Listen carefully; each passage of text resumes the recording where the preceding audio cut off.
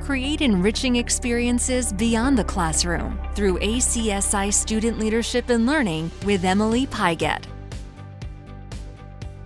Welcome to the Student Leadership and Learning podcast, where we link arms together to impact, influence, and equip today's students to lead with intentionality and purpose. Well, I'm your host, Emily Pigott, and it is my prayer, it's my hope that as we learn together, we will reaffirm our why. Why do we choose to spend our days investing in students? Why does our influence even matter? Well, I've been in education for over 25 years, and I've never encountered a group of students like the ones we have the privilege of serving today. You know, they're brave yet fearful. They're thoughtful yet guarded. They're entrepreneurs, but they oftentimes struggle to get started. They're filled with hope, yet they're pensive about the future.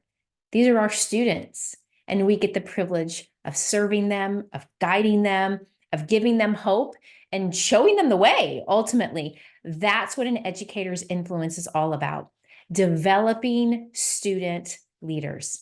Well, our goal today is to identify the most effective ways to inspire and influence this generation of students to do something beyond themselves.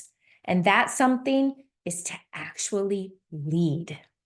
Before we do that, let's take a look at what happens when people are thrust into leadership before they are ready. Well, I saw this movie. It was a long time ago. It's really not even a great movie, and it's called Battleship. I'm not recommending it, but there is a scene in that movie that rocked me to my core when I saw it. So let me set the stage for you. It's a little odd, but go with me. There was a group of naval ships that were in a training exercise. And in the middle of the training exercise, they were attacked by aliens. Yes, I know, just stay with me.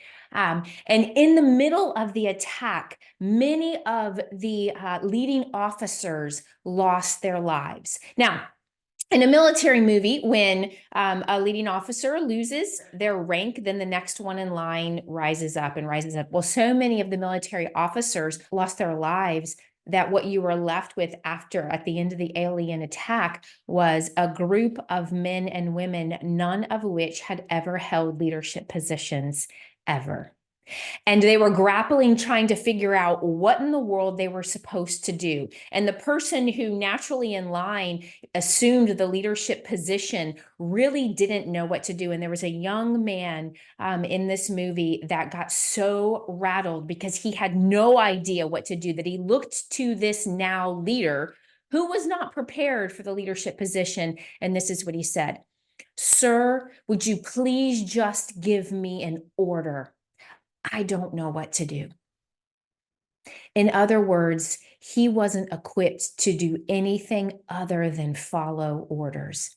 This is what we have to prevent with our students. We've got to equip them to rise up and take leadership positions, being ready and equipped to lead as God has called them to do, to take responsibility for their own lives. And then we have to release them to actually do it. And the way we do that is to help them develop leadership muscles. So let's unpack how to do that. There's 3 ways that we're going to walk through together today that just gives us a surface level place to start. So number 1, what's our first step? Create a climate of trust. Create a climate of trust. Now, Nelson Mandela says it this way: the greatest glory in living lies not in never failing, but in rising every time we fail. See, as we work together towards developing a leadership culture, we have to position our students to experience failure and then be willing to walk them through that failure. You see, oftentimes, because we know that in their learning they're going to fail, we tend to guard them because we don't want them to experience failure and then set them up for success. But what we're actually doing is we are hindering their development of leadership muscles. See, when we allow them to fail and then we walk them through it, when they do fail, and they will, we begin to foster trust with them, creating that climate of trust. You see, trust is tricky You have to earn it, but you can only earn trust by giving it. So what's the best way? What is the best way to develop trust? I sum it up like this. This is what I used to do with my students. Give them all the responsibility they can handle, and actually even a bit more, and then stand back. See, because what you're doing is you're sending this message. I trust you. You might mess up, you probably will, but we believe in comebacks. You see, even the worst mess up is redeemable, and we will not give up on you. That's the message we're sending to our students when we trust them and when we come alongside them when we fail. Now, a great example of this is a story of a famous test pilot by the name of Bob Hoover. Now, Bob Hoover's job was to take old planes. So from many of the planes are from our previous wars, and he would get them ready to fly, make them fly worthy. And he would take them up, and oftentimes he would take people for a ride with them. Well, one time Bob was flying a World War II plane, and he had a couple of people up with him. So he had climbed to about 300 feet, and all of a sudden, both of his engines stalled. It wasn't a sputter, it was a full-on stall. Now, any normal pilot probably would have ended in disaster for both Bob and the passengers that he had with him. But Bob was an experienced pilot, and he was able to glide this plane into safety. Now, when Bob landed the plane, he had a hunch, and his hunch was spot on. Here's what he did. He went and he inspected the fuel. Because see, Bob thought for the engines to stall like they did, perhaps the wrong fuel was placed in this airplane. And sure enough, this particular airplane ran on regular fuel. And instead of regular fuel, the mechanic put jet fuel in instead. Well, naturally, Bob asked to speak to the mechanic, and the mechanic was a nervous wreck. Of course he was, because of his mistake, 3 people's lives could have ended. Well, the mechanic walked up to Bob, and one might have expected Bob to berate him, or even if not even to berate him, perhaps point out all the mistakes that he made. But here's what Bob did instead. He put his arm around this young, trembling mechanic, and he said, "To show you I'm sure that you'll never do this again, I want you to service my F-51 plane before I take it up tomorrow." Trust. See, when students trust, it leads them to joining with the utmost enthusiasm your school's mission, whatever plans it is that you've created, they want to join it. They want to be a part of it. And here's what we all know. If you've been in education for 2 days, you know this. When a student is on fire, no one can stop them. See, there's a contagious spark that only they can ignite. And once it's ignited, it's unquenchable. And it is a fury of growth throughout their peers.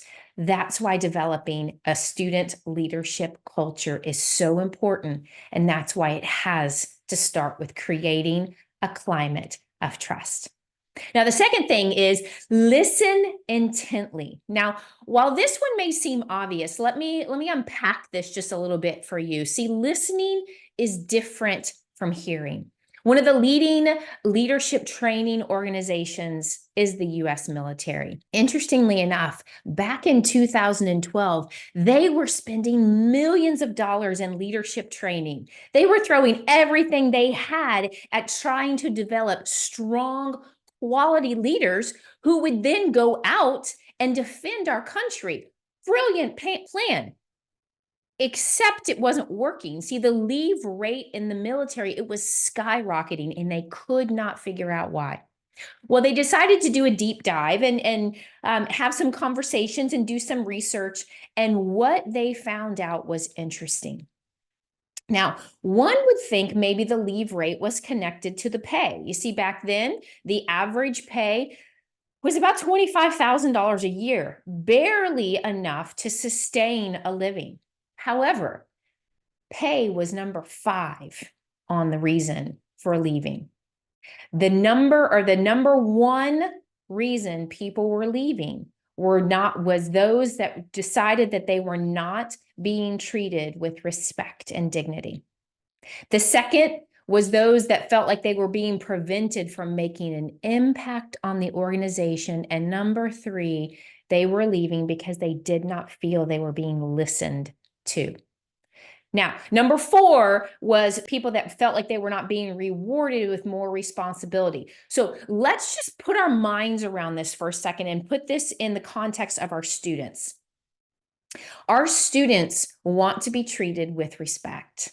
They want to feel like they're making an impact. They want to know that they're being listened to. And at the end of the day, they want more responsibility. If we break down any part of that, we're left with students that are not going to desire to lead. You see, when we listen to our students, we move them to action. Because this group of students, they're smart. They're talented. They are full of great ideas. What do we need to do? We need to position ourselves so that we have a front row seat to these great ideas so that we then can help propel our students to action. So how do we do this? Well, when I was a principal, one of my favorite things to do was develop committees. I had so many committees that I had a hard time keeping up with it. But the reason I did it is because I wanted a seat at the students' table. I created leadership teams because I wanted a seat at their table. I didn't want them to have a seat at my table. I wanted a seat at their table. So I encourage you, create committees, create leadership teams that position you to have a seat at their table. Listen to what they're saying. Only then can you identify the issues. And then once you hear those issues, you empower those very students to fix it. I'm not saying they can do it without us. Guess what? They can't. They need the influence of godly men and women, the educators that are in their lives. They need our influence. You see, sometimes your role as a leader, it's more about defining reality for them, at the same time giving them a Hebrews 6:19 kind of hope. That Hebrews 6:19 kind of hope that is the anchor for their souls. Listen to your students. And number 3, then after we've created a climate of trust, we've listened to our students, we've positioned ourselves so that we're around them. The last step for us is actually empowering our students to lead. You see, there's a vast difference between true servant leadership, which is defined as leadership that is others focused and with the end goal of serving people, solving problems, basically looking at the life of Jesus and leading as he led and others first focused. So there's a difference between servant leadership and task-oriented leadership. The problem is that in most cases, the leadership opportunities that we think we're giving our students, they're not leadership. What we've done is we have this list of tasks. We need somebody to manage the snack cart. We need somebody to do concessions. We need someone to collect things, to take to a donation spot. You see, these are tasks. These are tasks that are complete, that need completion. But what we do is we throw a mask on them and we call it leadership and we assign it to the students. And then we sit back and we're happy and we're content because we've positioned our students to lead, except we didn't. See, tasks, they don't produce leadership muscles. Yes, they require responsibility, but listen to this. If a student can't wreck whatever it is you've asked them to do, that will leave you with some consequences that you probably won't want, then it probably isn't leadership. It's only a task. You see, effective leadership requires critical thinking muscles to develop. They should be flexing their leadership muscles or it isn't resulting in growth. It should be hard. It should tax their brain. It should require abundant thought from them. If not, We've taken a task and we've called it leadership. But when students feel that they are part of the success of whatever it is that you've rallied them around to do, they will perform with such high standards. See, we get so nervous and we think, what if they fail? Well, we've already covered that. They're going to, okay? And sometimes they will, sometimes they won't. But that's not the thing that I want us to focus on. When students feel that they are part of creating success of whatever it is that you've given them, they're going to automatically perform with high standards. See, they want to do it right. They're leading. They want to make right choices. They want to encourage others to do the same. See, in essence, your hard work and my hard work of maintaining high standards and moral choices, it becomes so much easier when the students are trusted with leadership responsibility, and then they actually are empowered to serve people and solve problems. You see, when we empower our students, our goal is to articulate a common goal that inspires a diverse group of people to work hard together. Okay, that's leadership. How do we get all of these different students with different mindsets and different backgrounds and different life goals? How do we get them to come together and work? You see, that's part of the empowering, creating a common goal that a diverse group of people can be around. Be that school.